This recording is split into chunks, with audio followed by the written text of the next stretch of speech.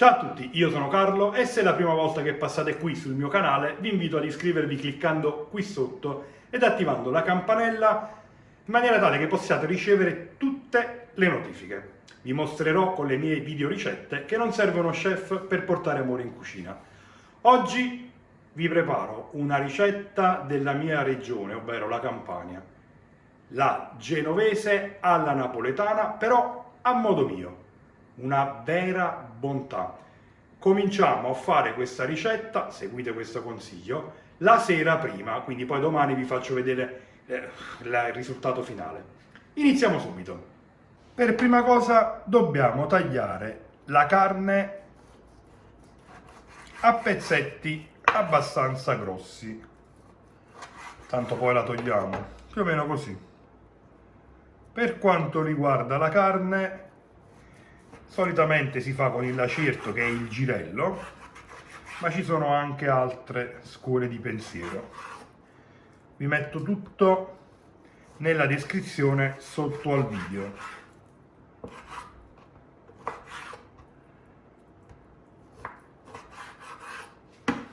Tagliata la carne, la spostiamo un attimo qui. Ora tagliamo una costa di sedano. Guardate, si dovrebbe tagliare un po' più piccolo, infatti adesso lo faccio un po' più piccolo, volendolo potete anche tritare, però cuocerà tanto di quel tempo che anche se lo mettete intero alla fine si scioglie e non lo trovate più. Sia il sedano che la carota. Mettiamo da parte carote e sedano e per comodità iniziamo a tagliare la cipolla. In molti consigliano la cipolla rossa di Tropea, invece la mia ricetta, ve l'ho detto che questa non è quella originale, ma una mia versione, prevede la presenza della cipolla ramata di Baronissi, provincia di Salerno, o che è il mio paese in realtà, o di Montoro, che è un paese qui vicino. Tagliata tutta la cipolla, ci spostiamo sui fornelli. In un tegame capiente mettiamo 4-5 cucchiai di olio extravergine di oliva, accendiamo la fiamma e mettiamo a rosolare per qualche minuto il sedano e la carota. Passati un paio di minuti mettiamo la carne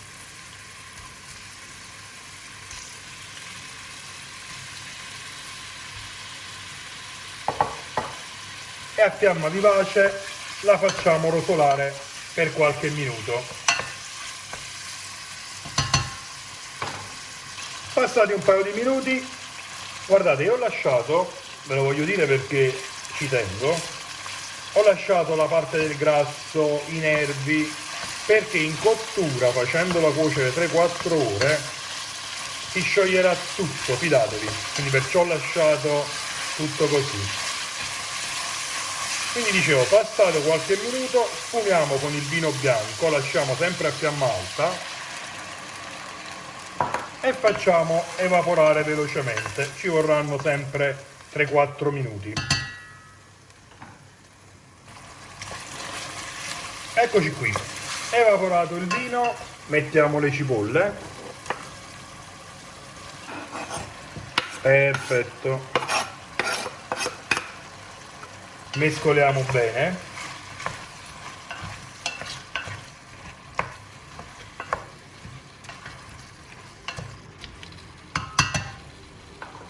Ora aggiungiamo un cucchiaio di salsa di pomodoro.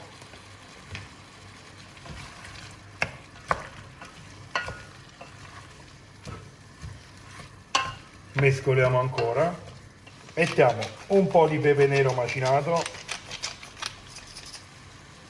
Aggiungiamo il sale,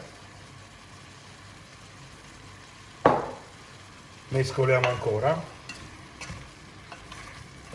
poi mettiamo 2 bicchieri d'acqua molto calda,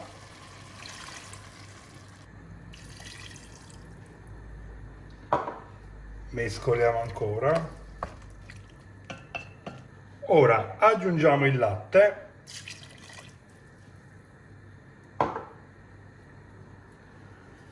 mescoliamo bene, mettiamo a fiamma molto bassa, copriamo con il coperchio e facciamo cuocere, chiaramente mescolando di tanto in tanto, per almeno 3 ore. Io faccio cuocere 4 ore. A domani! Ed eccoci qui, dopo 4 ore di cottura ho spento la fiamma e ho lasciato per tutta la notte riposare questa che ormai, come vedete, è diventata una vera e propria crema. Adesso facciamo due cose.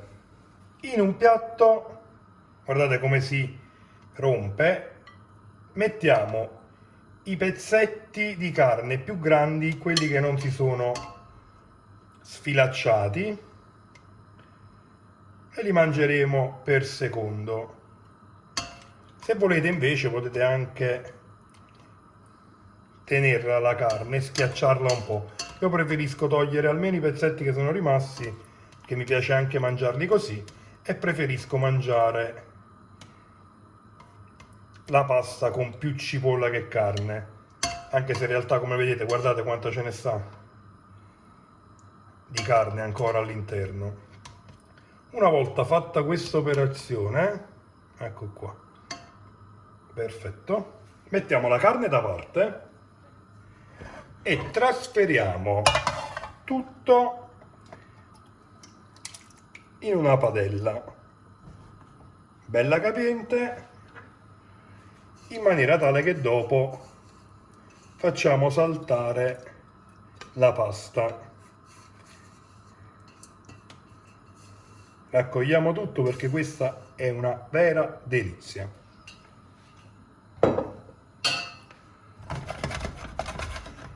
E cominciamo ad accendere un po' a fiamma molto bassa.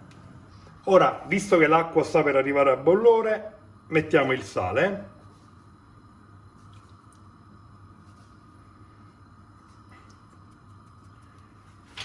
Ed ora mettiamo la pasta. Fatto un guaio, ecco qua, sistemiamo un po', perfetto. Quando la pasta sarà molto al dente la scoliamo e la trasferiamo nella padella col condimento. Ho lasciato comunque un goccio d'acqua di cottura da parte per ogni evenienza, anche se non ci vorrà comunque, e a questo punto, mescolando per bene, facendola saltare pure, la facciamo insaporire bene bene.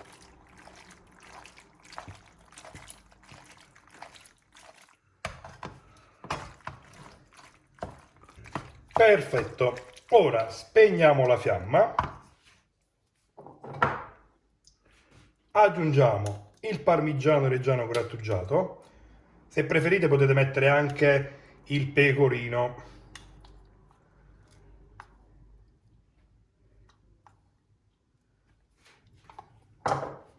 Diamo un'ultima mescolata.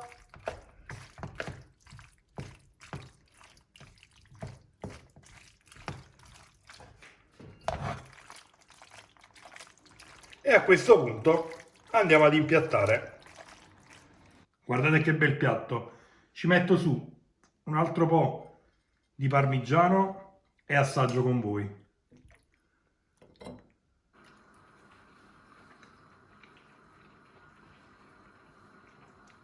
Mamma mia, che bontà! Fate questa ricetta assolutamente e fatemi sapere che cosa ne pensate tramite i commenti qui sotto. Mi raccomando, se il video vi è piaciuto lasciate un gran bel like, condividetelo e soprattutto iscrivetevi al canale attivando la campanella per ricevere tutte le notifiche. Io corro a mangiare, prima di lasciarvi comunque ne approfitto sempre per augurarvi buon appetito!